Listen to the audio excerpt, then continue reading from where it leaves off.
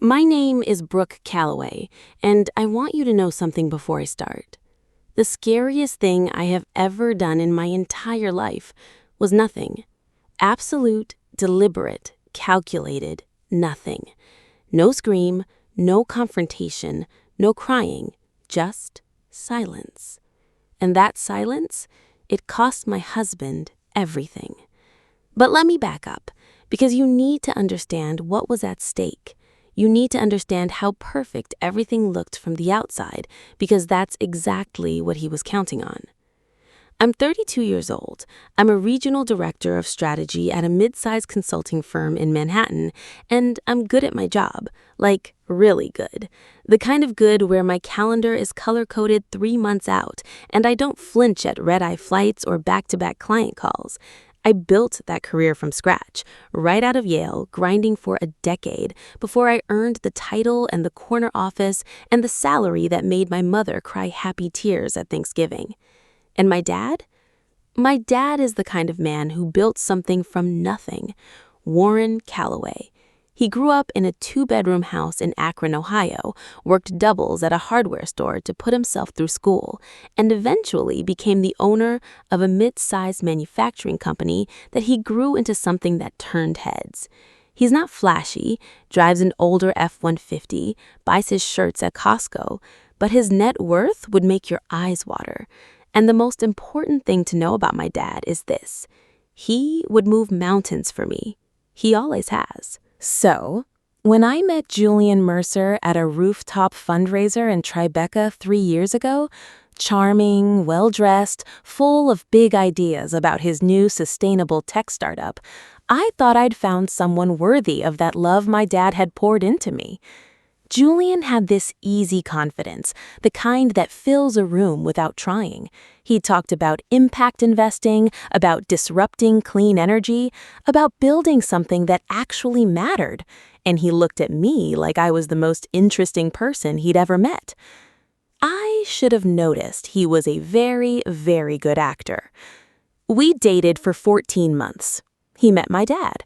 My dad, who was usually suspicious of everyone, actually liked him, called him sharp, and when Julian came to him with a business proposal, a formal pitch deck, projected returns, a 5-year plan, my dad pulled out his checkbook.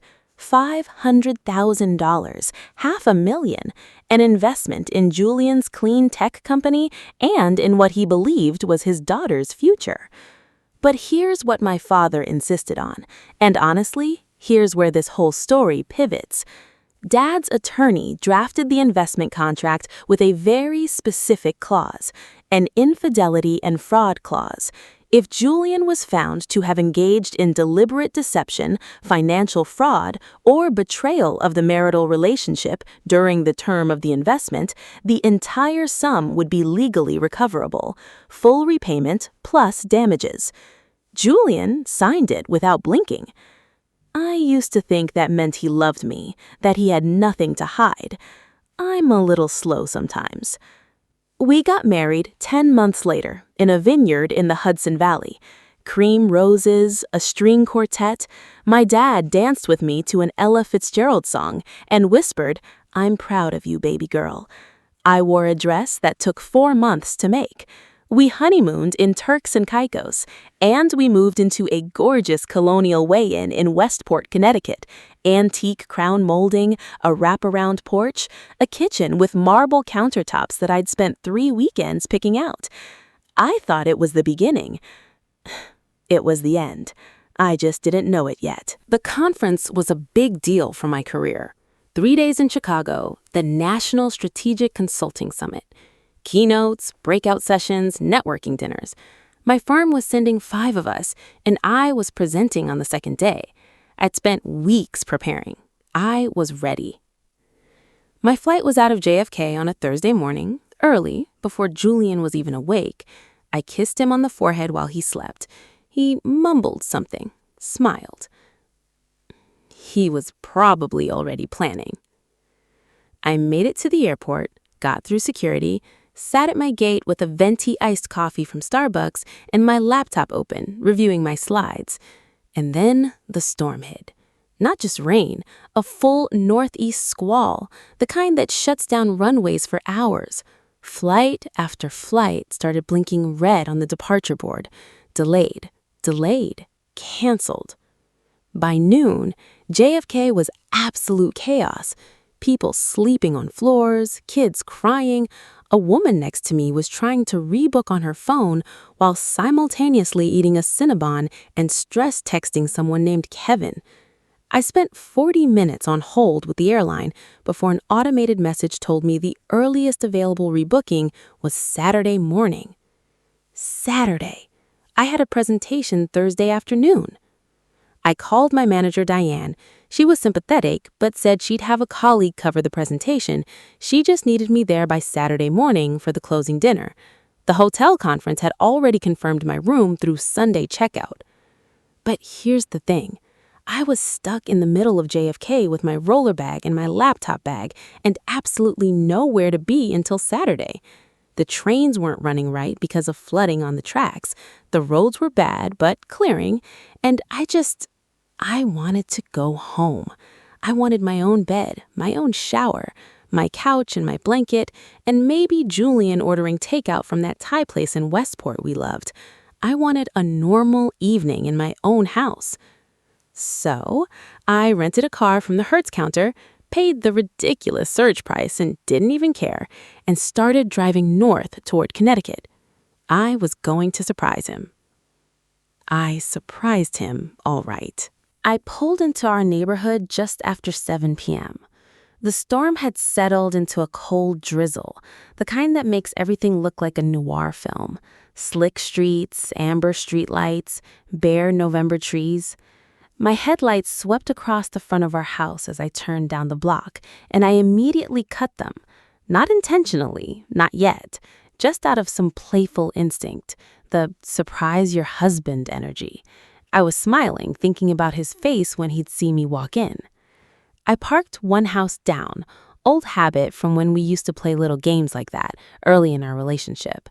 I texted him nothing. I was going to just appear.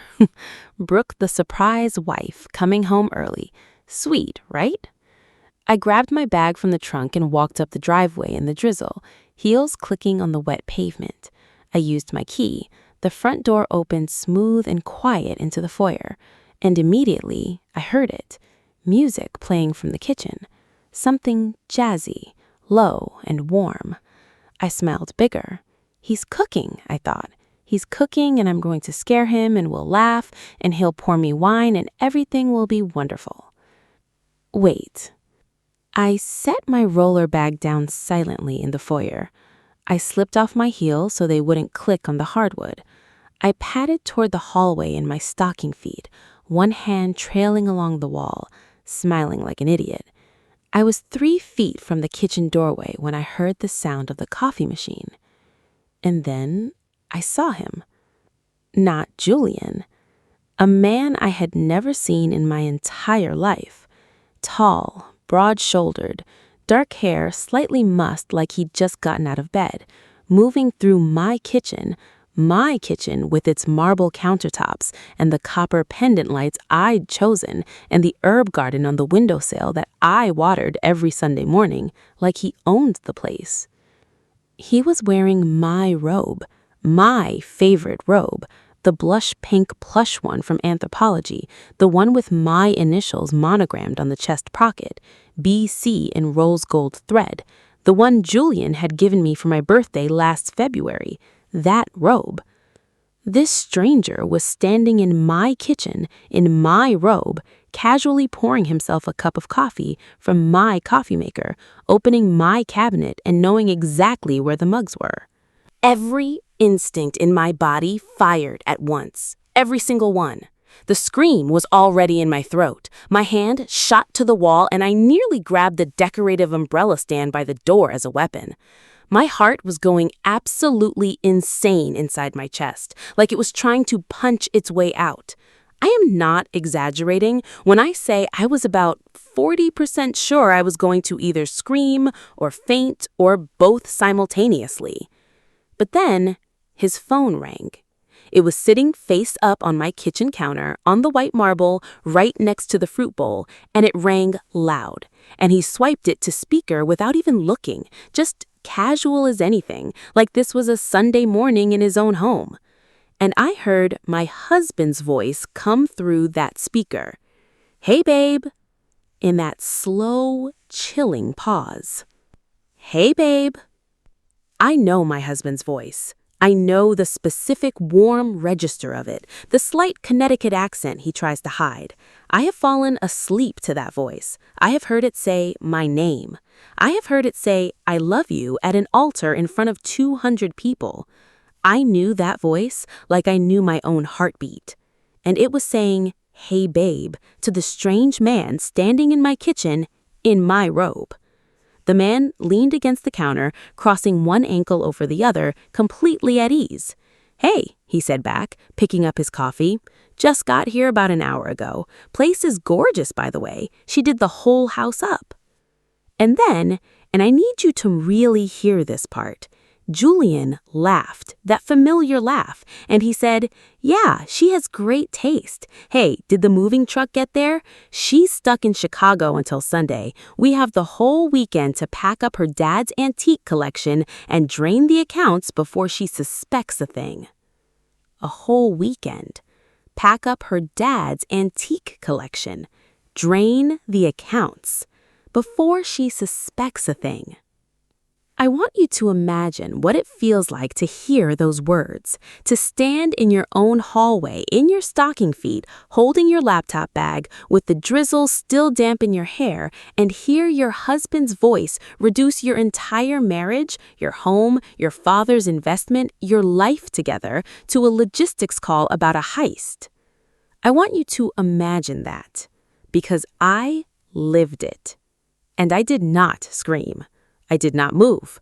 I just stood there, with the cold drizzle still evaporating off my coat, and I listened. The man, I didn't even know his name yet, didn't want to, confirmed that yes, the moving truck would arrive tomorrow morning, confirmed that the antique credenza in the dining room and my dad's collection of signed first editions and the set of oil paintings that had been in my family for 3 generations, all of it was on the list. Confirmed that Julian had already moved most of the liquid assets out of their joint account earlier that week, little by little so it wouldn't trigger a flag. Little by little so it wouldn't trigger a flag. He'd been planning this, not for days, for weeks, maybe longer. I stood in that hallway for what felt like a year. My brain was doing that thing where it splits in two.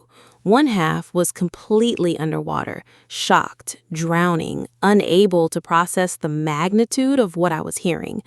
That half wanted to crumble, wanted to slide down the wall and press my palms to my eyes and just dissolve. Because this wasn't just a cheating husband, this was a constructed lie, a performance, a con. Julian hadn't fallen in love with me and then strayed. He'd walked into that fundraiser in Tribeca 3 years ago with a goal.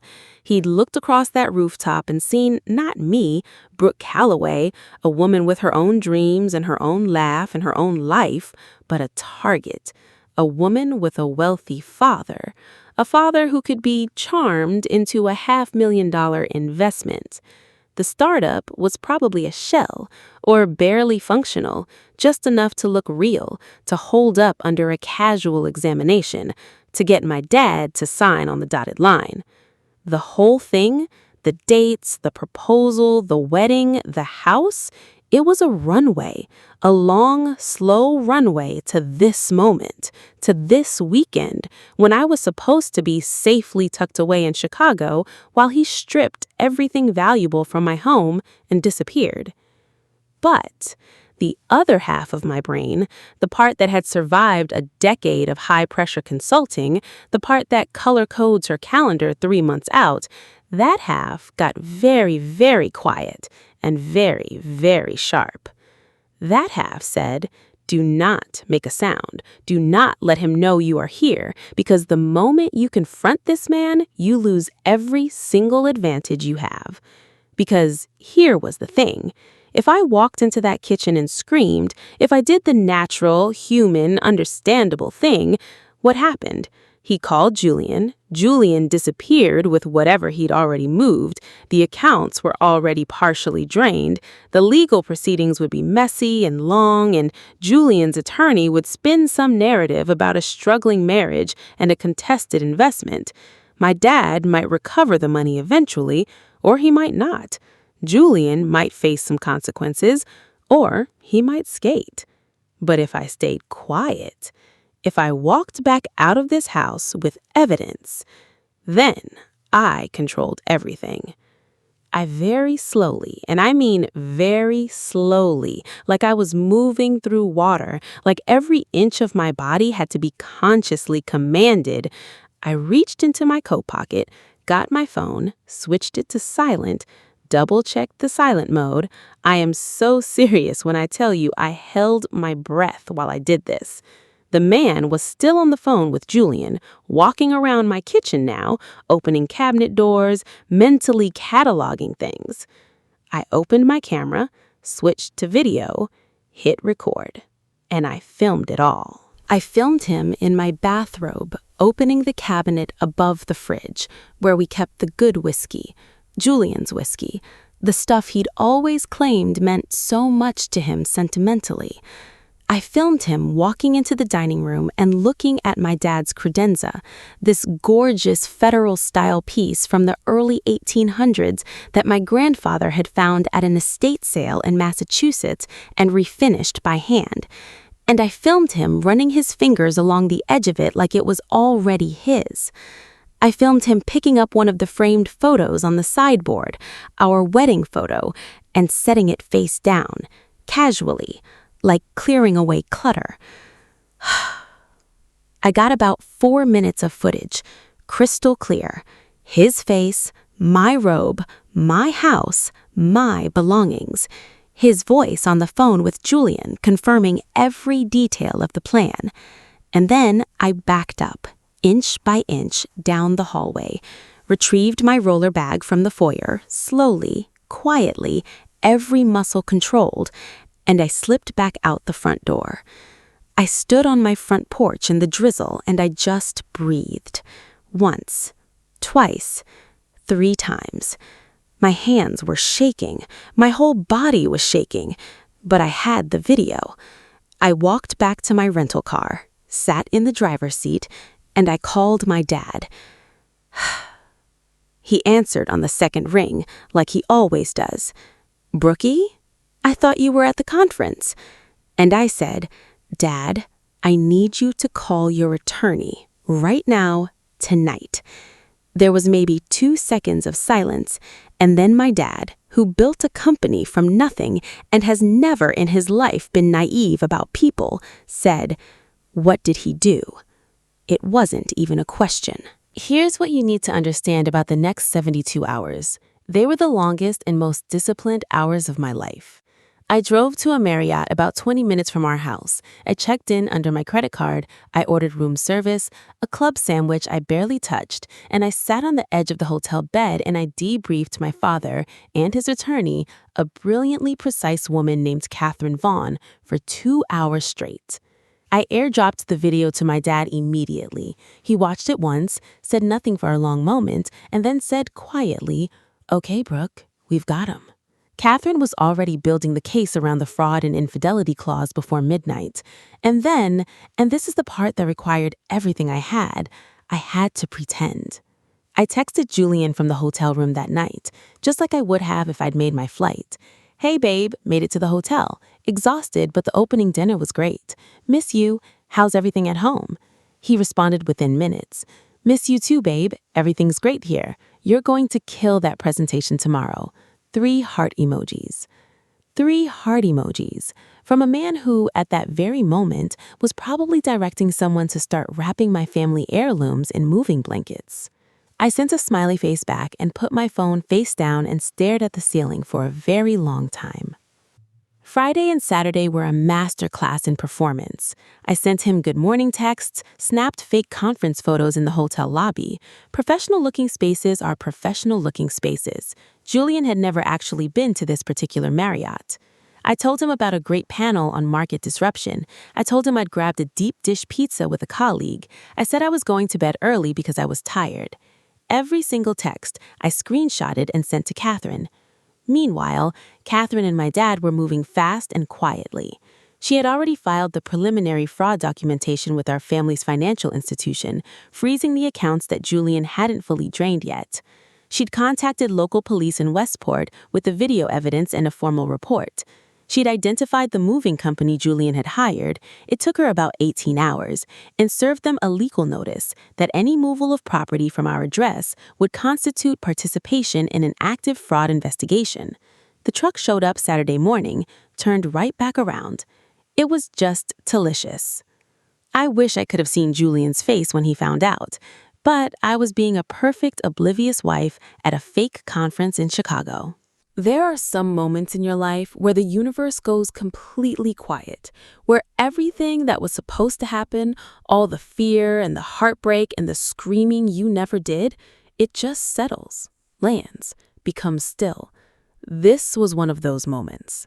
The officers read Julian his rights in my living room, in front of the fireplace I had picked out and the floors I had refinished and the life I had been building in good faith.